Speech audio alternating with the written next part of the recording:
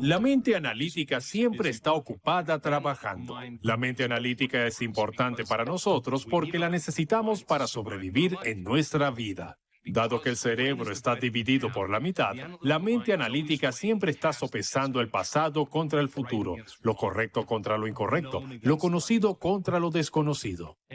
Y debido a que la división del cerebro nos permite navegar con nuestra mente analítica, la necesitamos. Necesitamos la mente analítica cuando aprendemos cosas nuevas. Necesitamos la mente analítica cuando navegamos éticamente en la vida. La necesitamos para tomar decisiones y elecciones realmente importantes. Pero cuando agregas las hormonas del estrés y el cerebro se excita debido al estado de emergencia en el que se encuentra el cerebro, nos tornamos demasiado analíticos.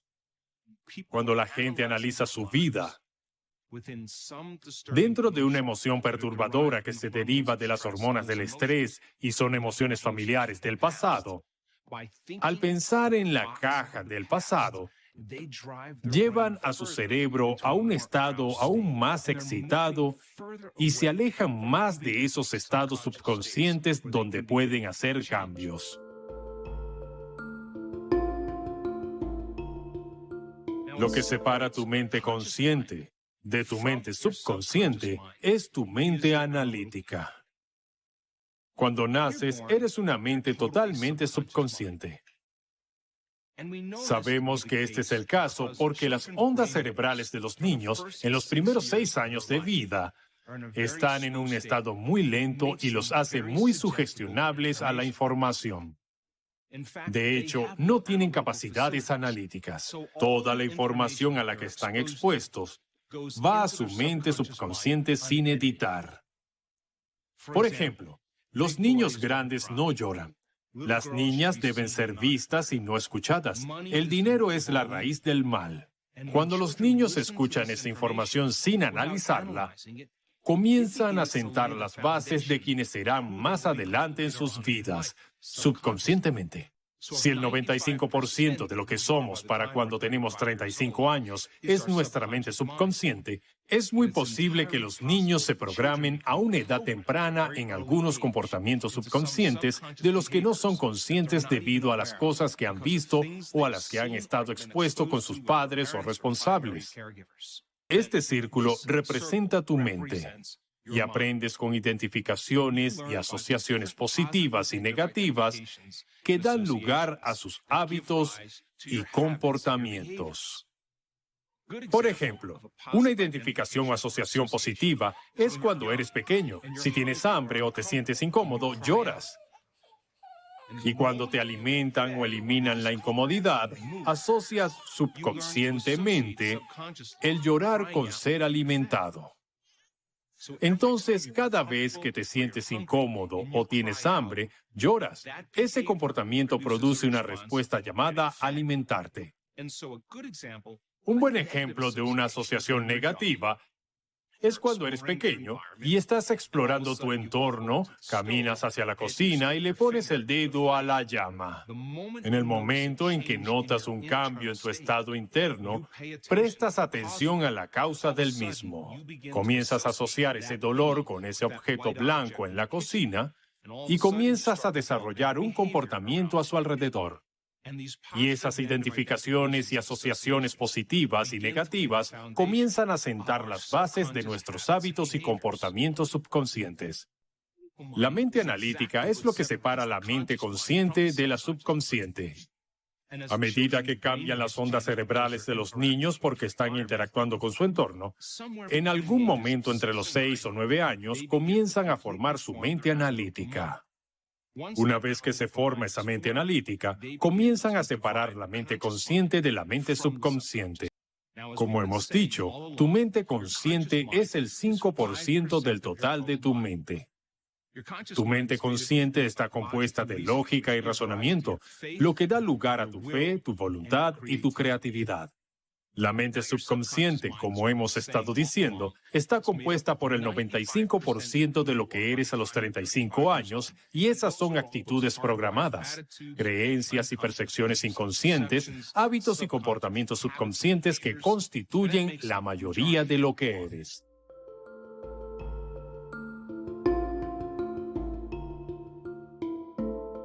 ¿Qué es un placebo? Placebo proviene de la palabra complacer. A lo largo de la antigüedad, en el folclore antiguo, ha habido numerosos ejemplos durante miles de años de personas que reportaron cambios significativos en su salud, bien sea que asociaran ese cambio con algún lugar, algún símbolo, alguna aparición o algún ritual. Pero, de alguna manera, hubo un cambio instantáneo en la salud de la persona. Hubo un médico estadounidense durante una de las guerras que estaba operando a soldados heridos y se quedó sin morfina y tuvo que encontrar una manera de seguir haciendo las cirugías. En lugar de usar morfina, usó una simple inyección de solución salina y cuando les aplicó a los soldados la inyección de esa solución, se dio cuenta de que podía realizar esas cirugías con muy poca respuesta o dolor de los sujetos que estaba operando. Y esto inició el estudio de los placebos. En la mayoría de los estudios científicos que se realizan con medicamentos hasta el día de hoy, no se realiza ningún experimento de investigación sin un estudio con placebo, doble ciego o triple ciego. En otras palabras, cada medicamento tiene que medirse contra el placebo, porque en la mayoría de los estudios científicos hay cambios en la salud de una persona que oscilan entre el 10% del tiempo y el 100% del tiempo cuando se le administra un placebo. Y el sujeto no sabe si está recibiendo la sustancia real o si está recibiendo el placebo. De hecho, en estudios triple ciego, los médicos o investigadores no saben quién recibe el placebo y quién recibe la sustancia real. Entonces, la mayoría de los estudios siempre considera que la mente es un elemento importante en cómo afecta el cuerpo de la persona. Entonces, ¿qué hace efectivo a los placebos? Piénsalo. ¿Tienes dolor? Tienes un síntoma. Alguien te da una pastilla. La tomas y en el lapso de una hora comienzas a notar un cambio en tus niveles de dolor. Al día siguiente, vuelves a sentir dolor, te dan una pastilla, miras la pastilla, te la tragas de nuevo, notas que tu dolor disminuye, empiezas a notar un cambio en tu estado interno y comienzas a pensar en qué lo ocasiona y asocias el cambio en tu estado interno con algo fuera de ti. Sigue haciéndolo de nuevo. Al día siguiente, de nuevo. Al día siguiente, de nuevo. Al día siguiente y al día siguiente y luego toma una pastilla que luzca como esa píldora, pero sin droga alguna. Es simple almidón o azúcar. La persona toma la píldora y por asociación, por condicionamiento, comienza a notar que el dolor desaparece. Así que el primer elemento de la eficacia de los placebos se basa en el condicionamiento. Y en este modelo actual de la forma en que contemplamos la salud, gran parte de tu salud tiene que ver con tomar algo externo para así cambiar tu estado dentro de ti. De hecho, todos hemos sido condicionados para creer que ese es el caso. Ciertas pastillas de color funcionan mejor que otras pastillas. Si nombras una droga que suena muy efectiva o tiene un nombre que no puedas pronunciar, funcionará mejor para mucha gente por el poder que le atribuyen. Si nombran un medicamento que rima con lo que hace, funcionará más efectivamente porque subconscientemente comienza a activar ciertas creencias y condiciones. Si te cobran más por una droga, funcionará mejor, incluso si lo que te están dando sea un placebo. De la misma forma, si el médico está entusiasmado con el placebo o el estudio, funcionará mucho mejor.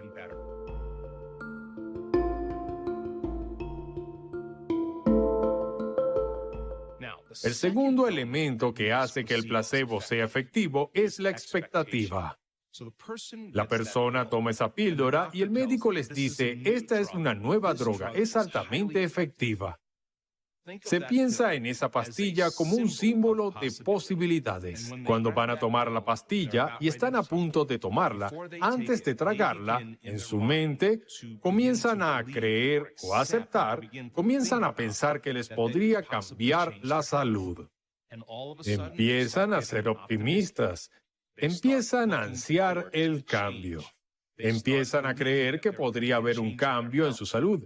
Y al combinar esa clara intención con la emoción elevada de gratitud, optimismo, emoción o inspiración, En cierto sentido, están cambiando el estado de su ser.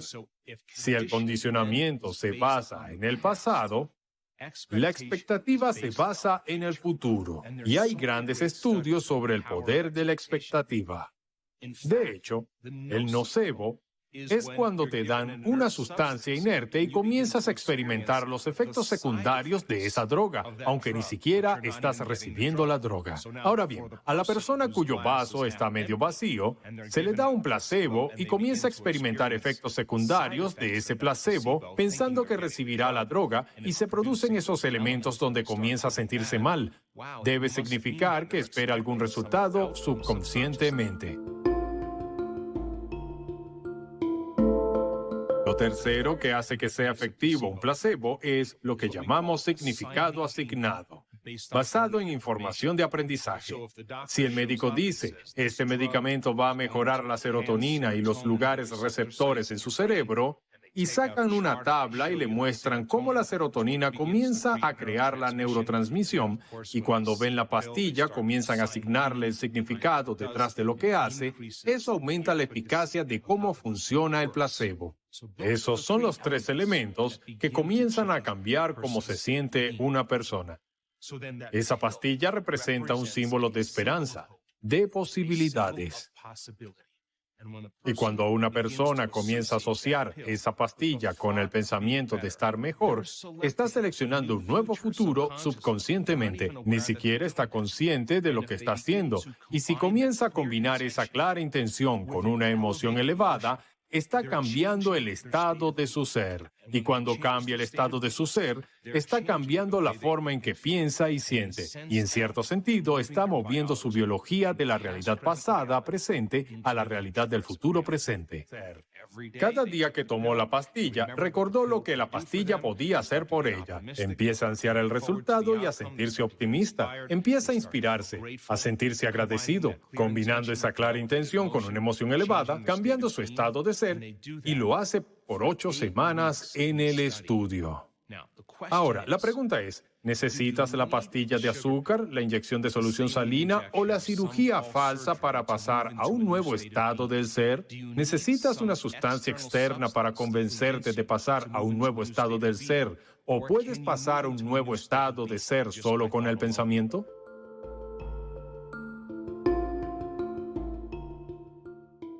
La importancia del placebo es que quizás tomará algunos intentos. Puede llevar algo de tiempo, cada día, cambiar tu estado del ser para que vayas más allá de tu entorno. Puede llevarte algo de tiempo cambiar tu biología. ¿Cómo puedes pasar a un nuevo estado del ser y cambiar tu cuerpo solo con el pensamiento? Bueno, piensa en esto. Como un predicador en el sur de los Estados Unidos puede pasar a un estado de éxtasis religioso y beber estricnina o veneno sin tener efectos biológicos, o un encantador de serpientes entrar a un estado mental alterado, ser mordido por una serpiente venenosa y nunca ver coagular su sangre, o las tribus del Pacífico Sur de Estados Unidos, que pasan a un estado de trance y atraviesan un sendero de carbones ardientes sin quemarse los pies. En cada uno de esos casos, cada individuo tomó una decisión con una intención tan firme que la amplitud de esa energía hizo que el cuerpo respondiera a una nueva mente, que la decisión que tomó en ese momento cambió su biología en ese segundo. Y en ese instante fue inmune a las condiciones en su entorno. Y en cierto sentido, es la energía la que comenzó a afectar su biología y cambió su estado de ser. ¿Cómo hace la mayoría de las personas para tomar la decisión de cambiar? Están sentados en el sofá, tienen su computadora, tienen su teléfono inteligente, tienen el televisor de pantalla plana por aquí y dicen, veamos, creo que mañana cambiaré. Ahora, el cuerpo se da cuenta de que no está obteniendo nueva información. Entonces, sabe que no hablas en serio, que no cambiaste tu estado del ser y nada cambiará. Pero piensa en una época en que te visualizaste arrinconado y no tuviste más elección que cambiar y dijiste, ahora sí, No importa cómo me siento. Cuerpo, no importa qué pase en mi vida o lo que piense la gente. Ambiente, no me importa cuánto tiempo tome. Tiempo, lo voy a hacer. Y cuando tomas ese tipo de decisión y se te erizan los vellos de la espalda, es una nueva señal que está llegando al cuerpo y en cierto sentido, el cuerpo está obteniendo una nueva información y responde a una nueva mente. Es ese tipo de señal energética la que el cuerpo obtiene cuando comienza a seleccionar e instruir nuevos genes, y los nuevos genes crean proteínas, y las proteínas son responsables de la estructura y la función del cuerpo. Y la expresión de proteínas es la expresión de la vida. Para que puedas pasar tu cuerpo del pasado al presente, tendrás que cambiar tu energía. Y puedo decirte, tras hacer esto durante tantos años, que ahora sé que nadie cambia hasta que cambie su energía. Y cuando cambia su energía, cambia su vida. Entonces, ¿cómo debemos pensar para influir en nuestro cuerpo? Es muy simple, solo acepta. Cree y ríndete a los pensamientos que son iguales a tu estado emocional. Y no aceptes, creas ni te rindas ante cualquier pensamiento que no sea igual a tu estado emocional. Aquí tienes un ejemplo. Alguien recibe un diagnóstico. El diagnóstico es artritis reumatoide. Puede ser esclerosis múltiple. En el momento en que esa persona obtiene el diagnóstico, en el momento en que recibe la noticia y como la anuncia el médico, es entendible que suceda algún tipo de cambio interno. Siente una emoción como el miedo, siente una emoción como el dolor, siente una emoción como el sufrimiento y siente ese cambio en su estado interno. Recuerda ese momento cuando el médico se lo dijo. El cerebro toma una instantánea y eso se convierte en un recuerdo a largo plazo. Ahora, la persona podrá decir lo que quiera. Voy a vencer esta condición. Pero si sigue viviendo esa emoción y dice, soy cada vez más fuerte, y el cuerpo siente miedo, siente tristeza o dolor, o el cuerpo se siente desanimado, ese pensamiento nunca llegará al cuerpo, no irá más allá del tallo encefálico, y puede hacer esa afirmación una y otra vez.